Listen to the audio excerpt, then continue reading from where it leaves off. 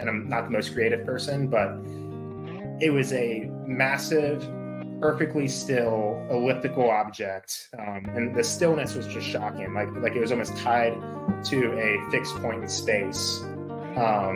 If I were to guess, and this is hard to say, 6 miles away, but I would guess maybe 300 feet at least.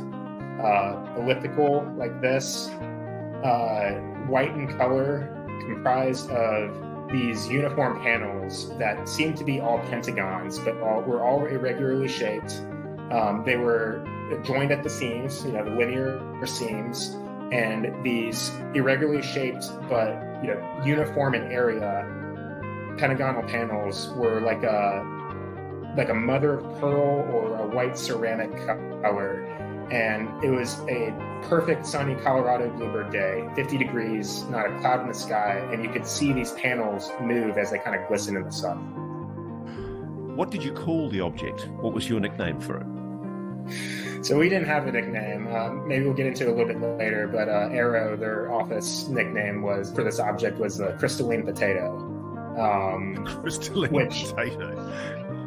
Yeah, I'm not sure. It didn't seem like it was made of crystal, but it did have a kind of a reflection to it. I think you've told me previously it had kind of a mother of pearl look to it. Yeah, absolutely. All the panels were the same.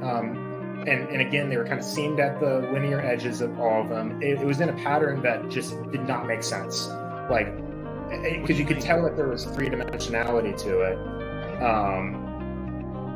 Three-dimensionality. It was a pattern that was hard to the paneling.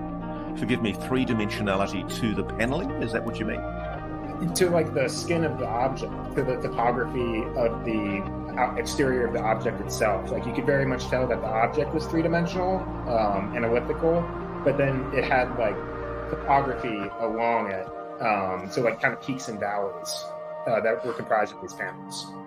So I appreciate the object was 6 miles away over Cheyenne Mountain, one of the most secure military complexes in the world.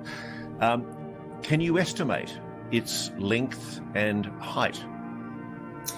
Yeah, again, this is probably the most uncertain aspect of the observation, but I would say at least 300 feet in length and then maybe 150 feet in height. Very large. It's a clear blue sky day? Perfectly bluebird. Anybody who's been out to Colorado, the day after it snows, oftentimes it's just shockingly beautiful. There wasn't a cloud in the sky for 360 degrees. So how high off the ground at the top of the Cheyenne Peak would it have been hovering?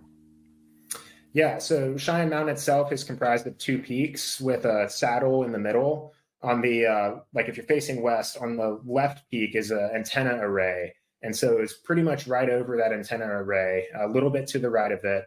If I were to guess, again, this is hard to say, but maybe 500 feet above. So this is such a fascinating story, right?